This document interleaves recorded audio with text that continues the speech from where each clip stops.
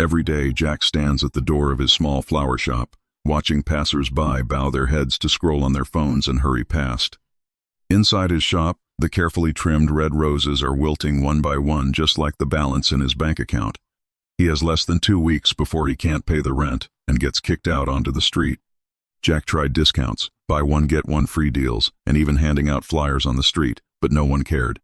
In this city where everyone is busy just getting by, a bouquet of flowers feels both too luxurious and too cheap to matter. Then on the night he was ready to pack his bags, he saw a couple arguing on the street corner. The girl was crying. "You don't care at all. You even forgot our anniversary." In that moment, something clicked in Jack's mind. He suddenly realized people weren't buying flowers not because they didn't need them, but because they forgot. The next day, Jack tore down all the discount posters in his shop.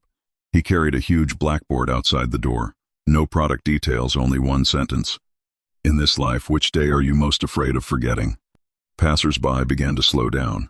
The line was like a hook, tugging at the deepest, most fearful moment in everyone's heart. A tired-looking man in a suit stopped and muttered quietly, "My wife's birthday.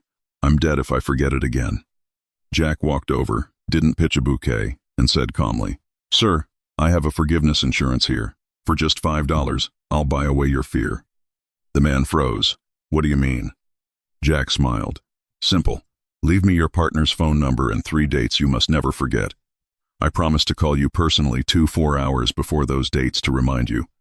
If you're too busy to answer, I'll automatically send the most beautiful bouquet in my shop to their door within your budget, with a card you write in advance."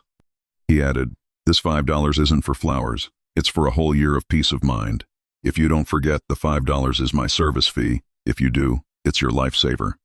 The man practically pulled out the $5 with trembling hands. For him, this wasn't buying flowers, it was buying peace of mind. That was step 1, pivot. Jack was no longer a manual laborer selling flowers. He became an emotional risk manager. Next, Jack launched step 2, social leverage. He told every man who bought the insurance, "If your friend is also scared of forgetting anniversaries, refer him to me. I'll refund both of your premiums and give you each a 20% discount coupon for the finest steakhouse in town." Why could he afford to do this? He'd already cut a deal with the steakhouse owner. "I send you steady, high-intent customers looking to celebrate, and you give me 15% commission per table." Jack did the math. How many flowers can a florist trim in a day? How many $5 notes can they make? But how many men in the city are terrified of forgetting anniversaries? In less than 3 months, Jack's shop was no longer quiet. It was packed with people buying peace of mind. His database held tens of thousands of important dates across the city.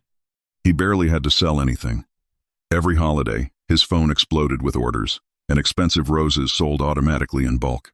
He no longer had to race to the flower market at 4 a.m. Now he was the city's biggest flower distributor, and suppliers lined up begging him to take their stock. Finally, Jack executed step 3, system arbitrage.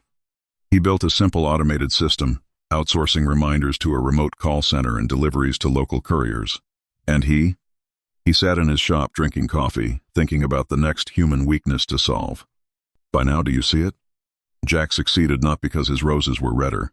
He succeeded because he saw the truth. Ordinary people sell products. Experts sell solutions. Top masters sell compensation for human nature. Most people stay poor because they fight the market with physical labor like a non-stop treadmill. Stop running, and the money stops. Truly wealthy people like Jack see through people's anxiety, fear, and longing, then build a system to fix it. Making money is never a race about hard work. It's a game of cognition and strategy. If you're still struggling to sell roses, pause and ask yourself, what are your customers really afraid of? If this story inspired you, drop a like and follow. Tell me in the comments, which day would you buy forgiveness insurance for? If you don't follow the Sober Lab, this might be the last we meet. If you do, congrats. Your business mind is growing every day.